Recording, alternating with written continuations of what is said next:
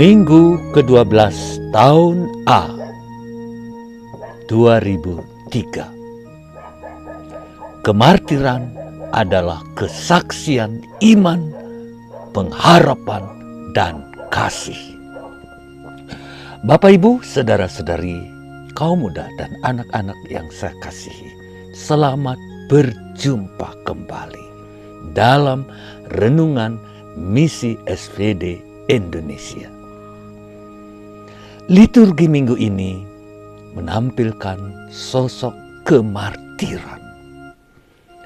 Injil yang menyemangati kita melewati masa-masa sulit dan tantangan dengan kesetiaan dan keberanian. Amin.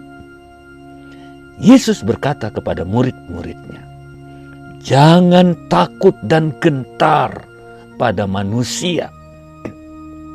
Jangan takut pada mereka yang hanya mampu membunuh tubuh, tapi mereka tidak mampu membunuh jiwa. Takutlah pada Dia yang bisa melakukan kedua-duanya. Dialah Tuhan Allah." Dalam bacaan pertama, Yeremia melalui melalui ungkapan imannya, sesungguhnya mempersiapkan Injil hari ini. Yeremia sendiri telah mengalaminya sendiri dan membuktikannya. Dia teguh, dia setia, dan berani karena dia yakin ia bersama Allah dan Allah bersamanya. Tuhan melindungi dia. Baginya Allah di atas segala-galanya. Pembunuh tidak mempunyai kekuatan sama sekali. Malah mereka malu melihat kedahsyatan Tuhan Allah yang luar biasa. Bapak, Ibu, saudara-saudariku yang terkasih, martir-martir memiliki kekuatan dan keberanian melewati kematian dengan roh pemenang. Mereka yakin kematian tubuh adalah kesempatan menyatakan kemenangan ilahi. Bukankah kematian Yesus menjadi bukti besar perwujudan kemenangan ilahi? Dia menang. Dia mengalahkan semua perusuhnya, pembunuhnya, yang mencaci, yang memusuhi dia.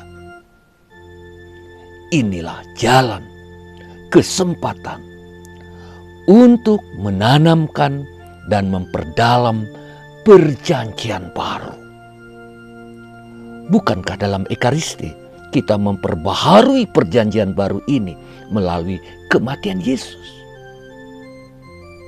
Kematian Yesus merupakan kemenangan atas kematian yang terwujud secara penuh melalui kebangkitannya.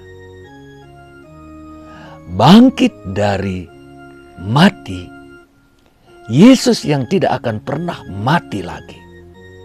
Kematian tidak mempunyai kekuatan lagi bagi Tuhan Yesus. Bapak, Ibu, saudara-saudariku yang terkasih, para martir mempunyai kekuatan karena ikut ambil bagian dalam kematian Yesus. Hari ini Yesus berkata kepada kita umat Kristiani.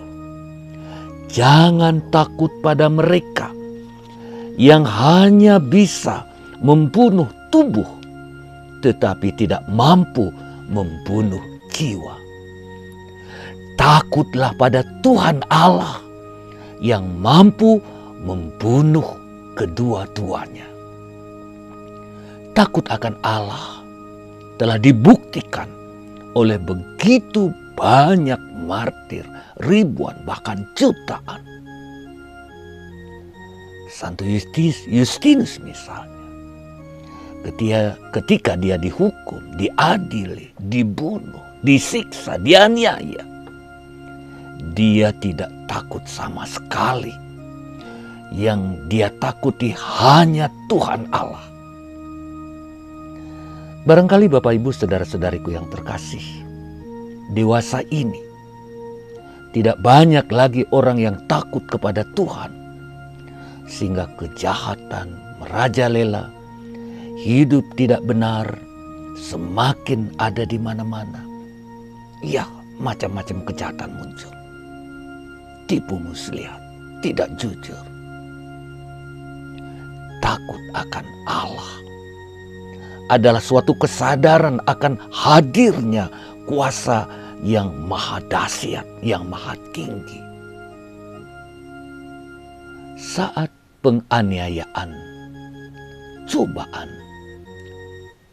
hukuman ada di depan mata, orang pada umumnya lari dan berusaha menghindar. Apa yang akan terjadi bila orang menghindar, lari, menyangkal? Yesus berkata, siapa yang menyangkal aku di depan orang-orang, aku juga akan menyangkalnya di depan Bapa-Ku yang ada di surga. Itu yang akan terjadi. Selanjutnya, Yesus berkata lagi, siapa yang mengakui aku di depan orang-orang, aku juga akan melakukannya di depan Bapa-Ku yang ada di surga. Wow, luar biasa ya Bapak Ibu. Yesus berkata, bukankah orang menjual 2 ekor burung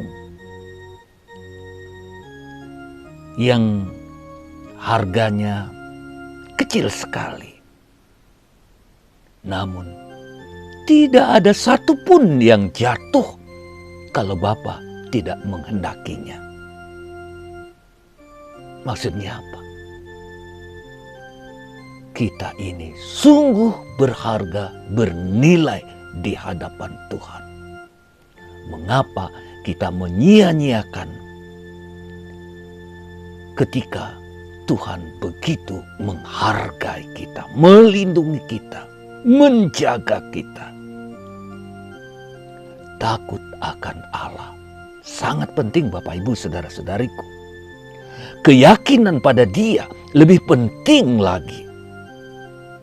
Rambut kepalamu yang begitu banyak, tebal semuanya, telah terhitung di mata Tuhan.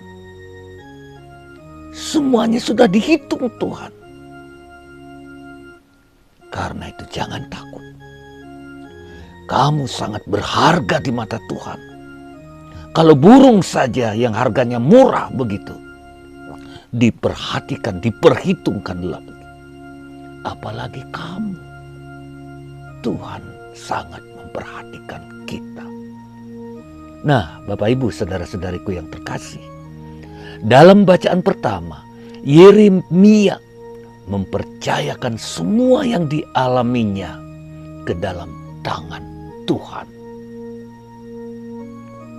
Dia berkata dalam hatinya, dalam doanya, Tuhan Allah, alam semesta, Engkau yang memilih orang yang benar, Engkau yang melihat semuanya. Bapak Ibu saudara-saudariku yang terkasih, martir-martir Kristiani yang jumlahnya begitu banyak, ribuan bahkan jutaan, mereka tidak melawan. Dan mereka tidak pernah melawan karena mengikuti Yesus, karena percaya akan Yesus. Malah mereka memaafkan orang-orang yang menganiayanya, yang membunuhnya, yang memenjarakannya. Ampunilah mereka, karena mereka tidak tahu apa yang mereka lakukan. Begitu polos ya, tulus pengampunan para martir yang telah menanamkan iman Kristiani, yang menyuburkan iman Kristiani di seluruh dunia. Iya, kita lihat lagi sebuah contoh martir Stefanus yang banyak membantu orang-orang miskin, yang mempertaruhkan imannya demi pelayanan orang-orang miskin. Tetapi dia ditangkap, dirajam, dibunuh. Tuhan, ampuni mereka, karena mereka tidak tahu apa yang mereka perbuat. Itulah doanya sebelum dia dibunuh.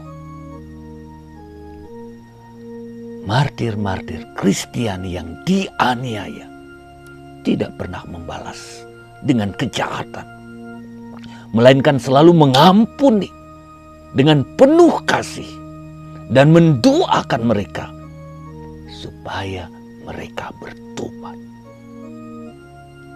Bukankah banyak yang bertobat? Perusuh-perusuh, penganiaya, pembunuh. Banyak yang akhirnya bertobat. Ingat, contoh besar, Paulus pembunuh umat Kristiani. Dan masih banyak yang lainnya, martir-martir, orang kudus, orang saleh. Yesus katakan, berdoalah bagi mereka. Berdoalah bagi mereka yang menganiaya kalian, yang membunuh kalian, yang mencaci maki kalian. Doakan mereka.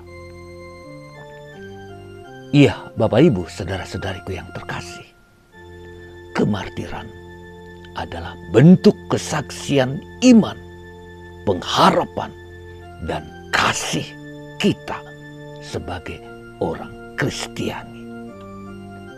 Sebagai kesaksian iman, karena para martir menolak kejahatan dan hanya percaya kepada Yesus, memaafkan dan mendoakan. Kesaksian sebagai pengharapan, karena mereka percaya dia menerima dari Allah semua fasilitas, semua bantuan, dorongan, kekuatan yang kekal. Dan sebagai kesaksian kasih, mereka mempersembahkan hidupnya untuk kebaikan semua orang. Mereka menanamkan iman Kristiani yang hidup dan menyuburkan iman Kristiani di seluruh dunia. Mari kita renungkan dan hayati Injil sebagai kebenaran yang mampu menumbuhkan iman kita. Baca, baca, baca berulang kali. Renungkan, resapkan. Roh Tuhan akan menggerakkan kita, menolong kita untuk memahaminya. Tuhan memberkati Anda semua. Terima kasih, terima kasih, terima kasih. Amin.